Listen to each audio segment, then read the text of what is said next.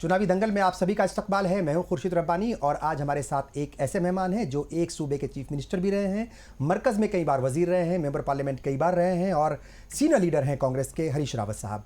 हरीश रावत जी, आपका इस्तकबाल करता हूँ। कैसे हैं आप? बहुत अच्छा। देखिए, इंतखाबात का वक्त चल रहा है और पहला सवाल थोड़ा सा तल्ख मैं करूँगा। ये जो मार्गदर्शक मंडल जो है वो बीजेपी के अंदर पाया जाता है, मगर ये आपके ऊपर कांग्रेस में क्यों लागू हो गया? क्यों सियासत से इतनी जल्दी आप थोड़ा सा दूर हो गए? बेटी जो है वो एमएलए बन गई हैं, बेटे को आपने एमपी का इलेक्शन लड़वा दिया, मगर आप दूर हो गए, वजह क्या है? नहीं, ऐसा कुछ नहीं है जी। पार्टी के लिए काम करते रहेंगे, समाज के लिए काम करते रहेंगे।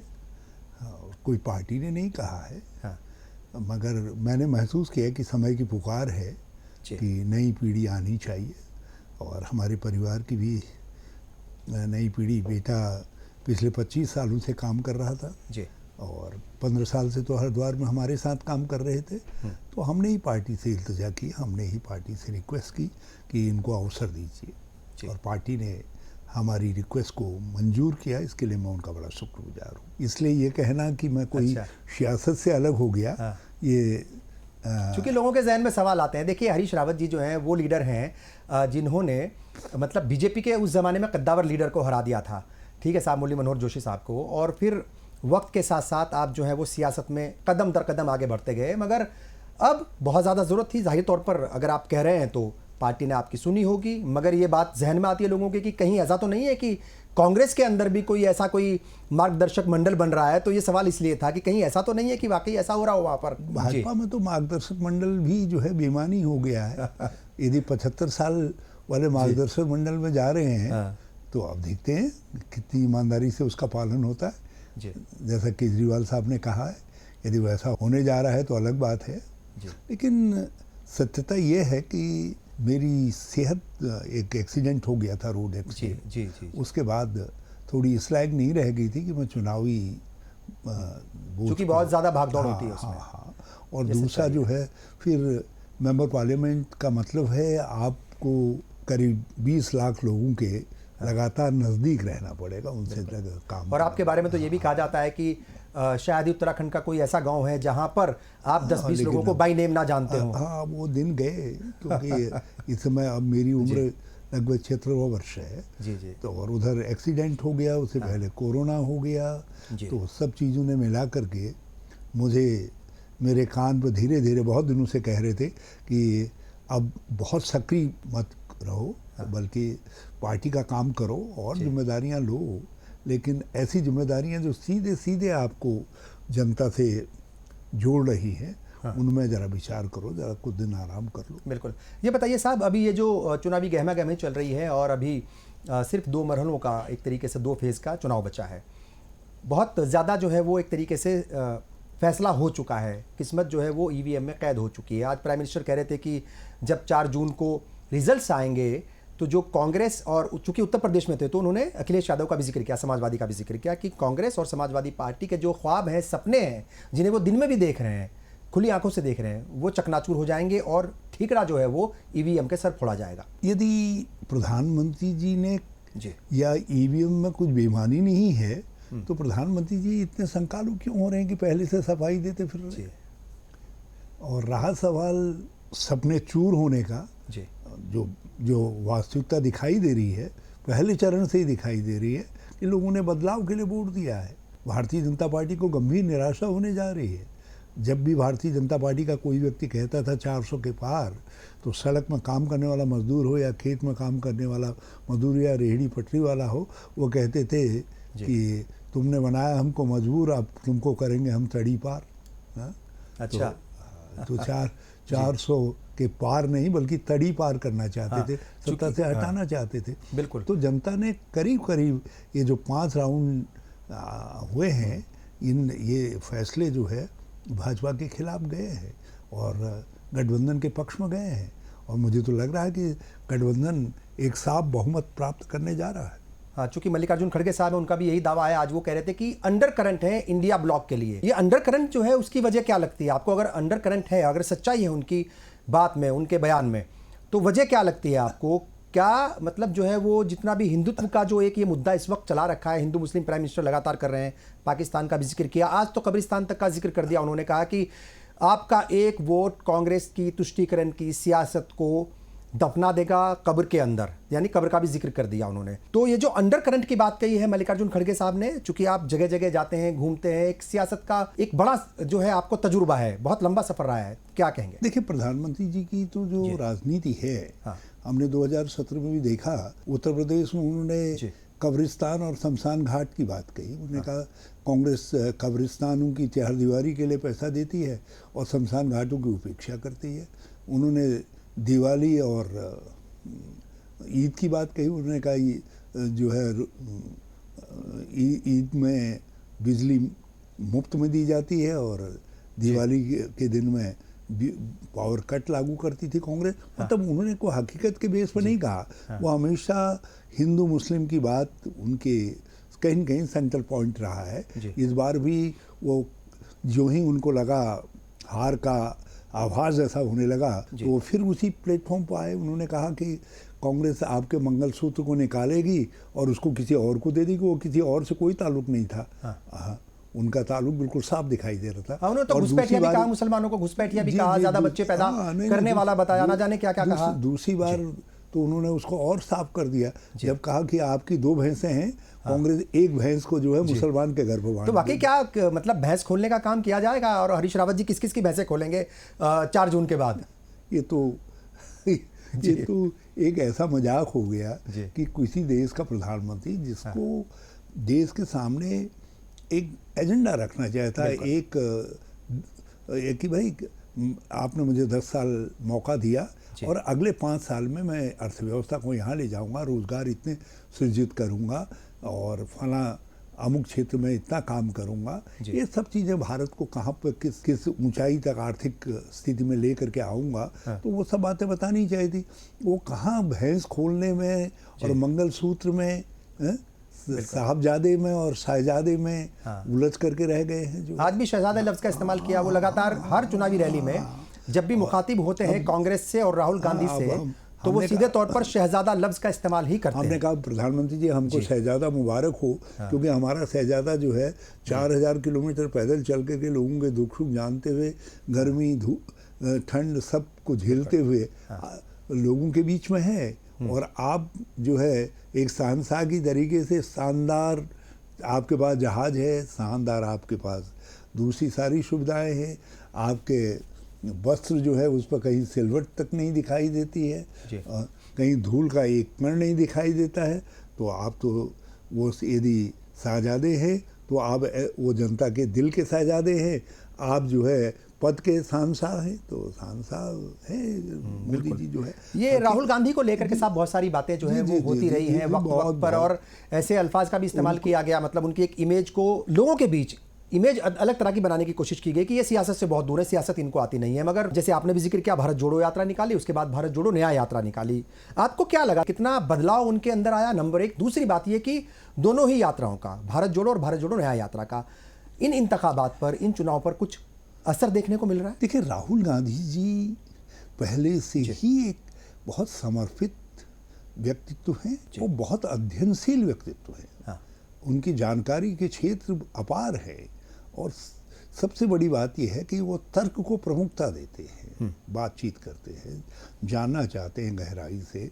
जब हम लोग उनसे कहते थे 2009 के चुनाव के बाद कि अब आपको जिम्मेदारी संभालनी चाहिए, वो कहते थे नहीं, हिंदुस्तान बहुत गहरा है, इसमें गोता लगाना पड़ेगा और मंथन करना पड़ेगा और जानकारियाँ इकट्ठा करनी पड़ेंगी और समझना पड़ेगा, एक समझ बिल्ड करनी पड़ेगी। और जब उन्होंने देखा कि डॉक्टर मनमोहन सिंह जी शानदार तरीके से इकोनॉमी को आगे बढ़ा रहे, तो उन्होंने कहा नहीं, आप डॉक्टर मनमोहन सिंह जी को अपनी इनिंग पूरी करने दीजिए।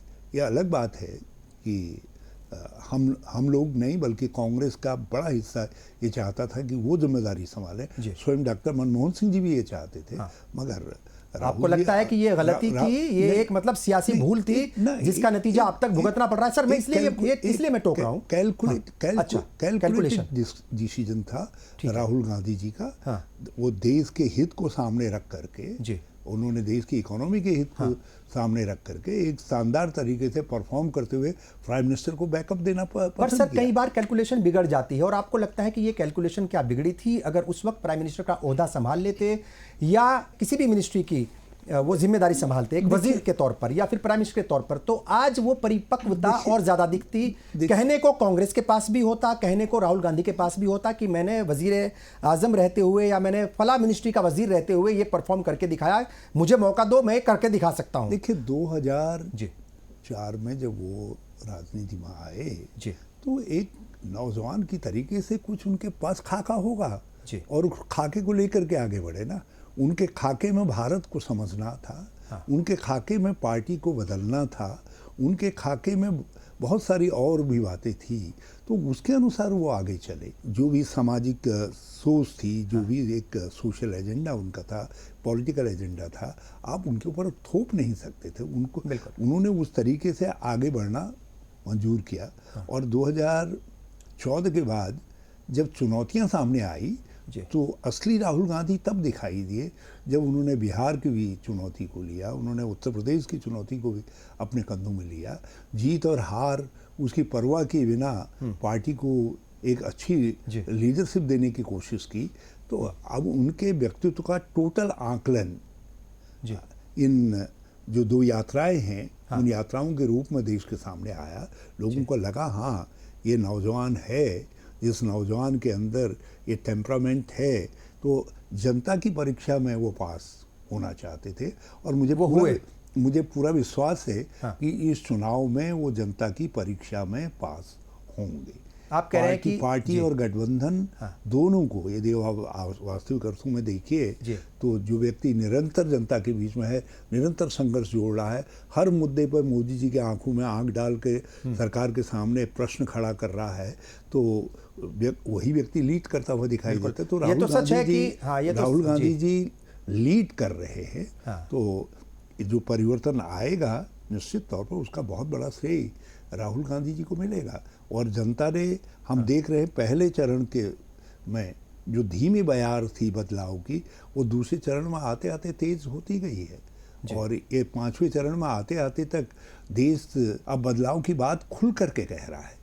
और इस बदलाव की आंच को प्रधानमंत्री जी भी महसूस कर रहे हैं, क्योंकि बहुत बहकी भटकी सी बातें कर रहे हैं और इस आंच को जो है भारतीय जनता पार्टी के लोग भी महसूस कर रहे हैं। कई बार तो ऐसा लगता है कि जो पिच तैयार करते हैं राहुल गांधी या जो जाल बुनते हैं, कई बार प्राइम मिनिस्टर उसमें फंसते हुए भी दिखते हैं। आपने कहा कि जो भारत जोड़ो यात्रा, भारत जोड़ो नया यात्रा थी, उसके बाद परिपक्वता और ज्यादा बढ़ी है राहुल गांधी की, और ज्यादा बढ़ी है और दिखाई दी है, ठीक है, थी वो दिखाई दी लोगों को, मगर तजुर्बा तो आया, क्योंकि भारतीय जनता पार्टी ने एक इमेज उनकी बनाने की कोशिश की थी सोशल मीडिया और ट्रोलर्स की एक बड़ी फौज के जरिए कि पप्पू आदि की इस तरीके की, भाई ये तो कोई नासमझ गैर जिम्मेदार व्यक्ति है, ये जो इमेज बनाई थी उससे बाहर वो सारी की सारी जो है इन 2 यात्राओं ने ध्वस्त कर दी और लोगों को जो है एक परिपक्व, समझदार, हौसलेमंद नौजवान दिखाई दिया, जिसके देश के लिए भी एक विजन है और दुनिया के लिए भी एक विजन है।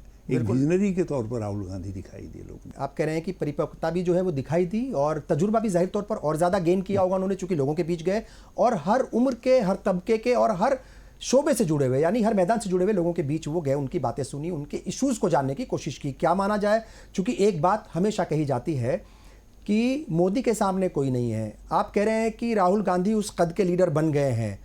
क्या माना जाए 4 जून के बाद, क्या राहुल गांधी के सर जो है वो ताज बंधने जा रहा है? चूंकि हमेशा ये सवाल जो है, हम गठबंधन में, हाँ, और गठबंधन तय करेगा जी। इस समय हमारी पहली प्राथमिकता बहुमत प्राप्त करना है, एक अच्छा बहुमत लेना है। हमको विश्वास है कि 4 जून को हमको बहुमत हासिल होने जा रहा है। उसके बाद बैठेंगे, हो सकता है एक न्यूनतम कार्यक्रम तय करें और उसके अनुसार जैसे 2004 में हमने सरकार चलाई थी उस तरीके से सरकार चलाएंगे।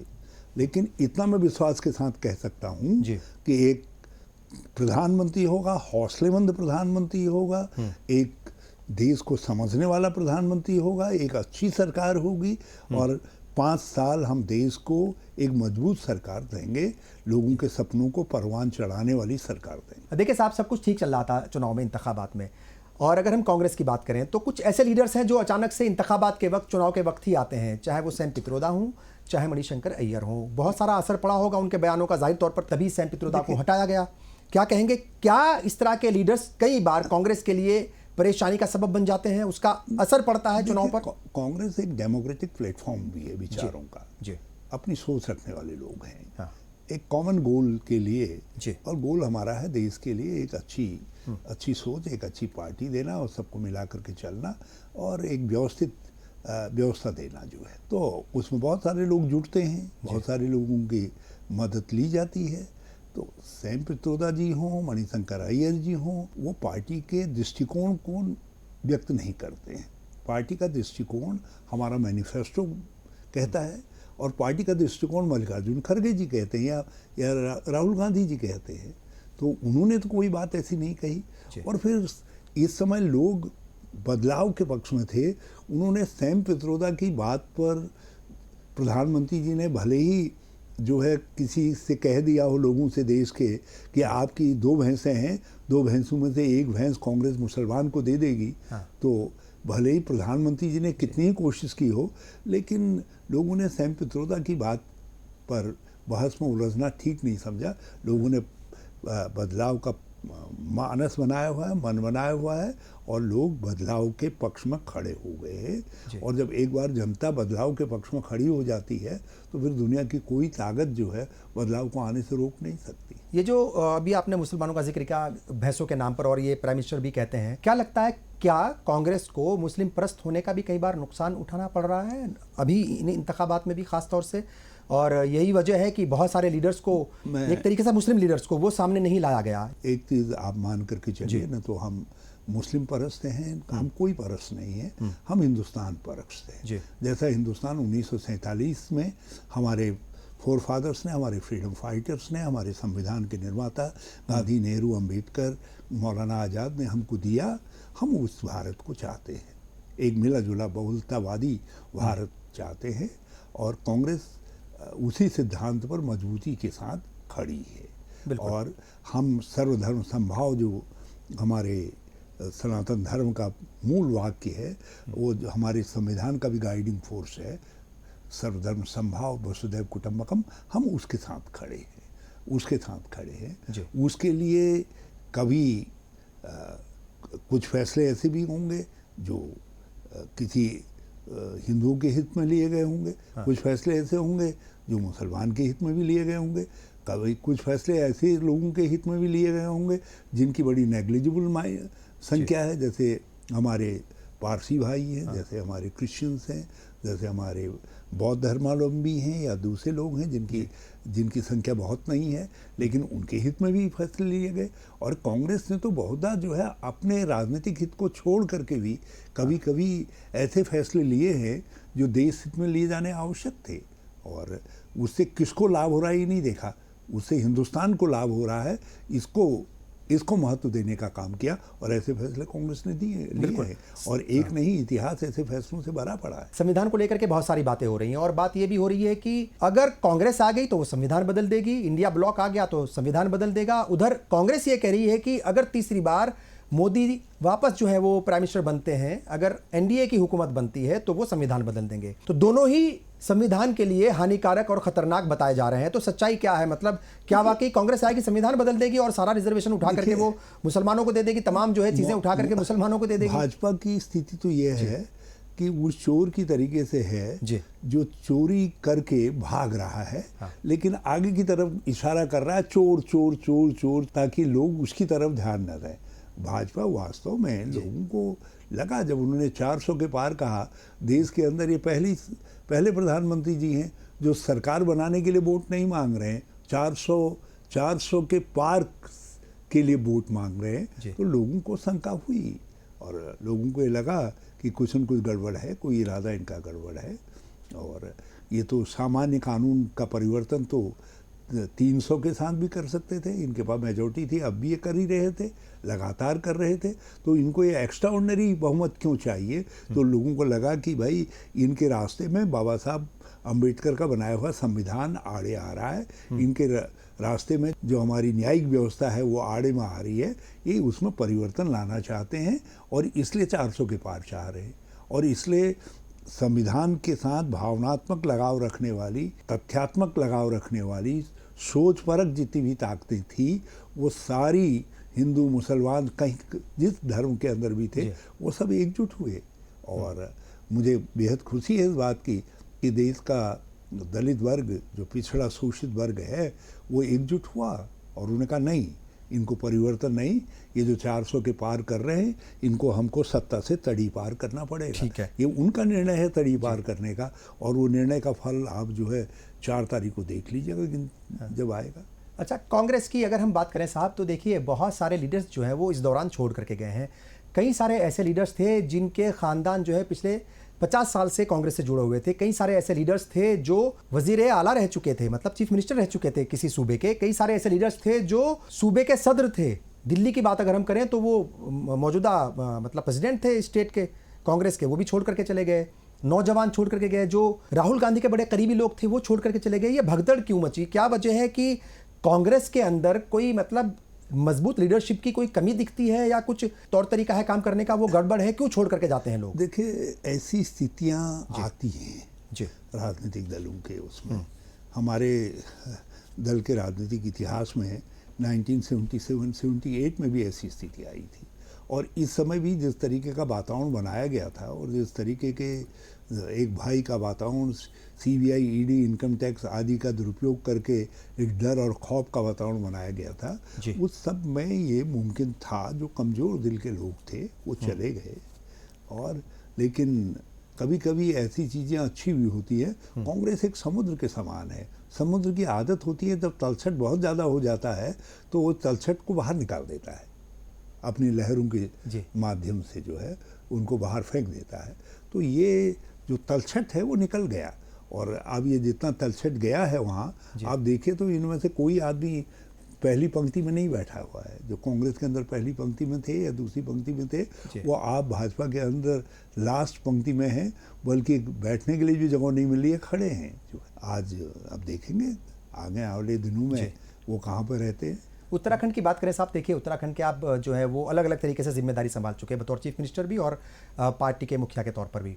उत्तराखंड जो है वो देवभूमि कहलाता है, मगर वहाँ पर उस देवभूमि में कई बार माहौल भी ख़राब हुआ है। अभी पिछले दिनों हमने देखा है मज़हब के नाम पर, जबकि मुसलमान जो है वो बहुत कम तादाद में, कोई बहुत बड़ी तादाद नहीं है परसेंटेज के हिसाब से देखें, मगर उस देवभूमि में मज़हब के नाम पर जो है वो कशीदगी भी हुई है, टेंशन भी हुई है, और मुसलमान ऐसा कहते हैं कि उन्हें धर्म के नाम पर, मजहब के नाम पर परेशान किया गया। देवभूमि में इस तरह के हालात क्यों बने? भारतीय जनता पार्टी ने पर्पजफुली किया, क्योंकि उनको लगा सरकार की विफलताओं से और पार्टी की विफलताओं से ध्यान हटाने का एक ही तरीका है, आप हिंदू मुसलमान कर दीजिए। जहाँ 92% हिंदू आबादी हो तो उस राज्य के अंदर उनको ये सरल लगा है, इसीलिए उन्होंने कभी पहले लव जिहाद की बात करी, फिर लैंड जिहाद की बात करी, तो कुछ न कुछ जिहाद ले आए, मुस्लिम यूनिवर्सिटी भी लेकर के आ गए। हाँ, जिसके जरिए, लेकिन लोगों ने उस बात को नकार दिया। क्या 24 में नकार दिया, आप ऐसा कह रहे हैं? जो मेजॉरिटी है वहाँ की ओवरवेलमिंग मेजॉरिटी, उसने भारतीय जनता पार्टी के इस प्रयास को नकारा।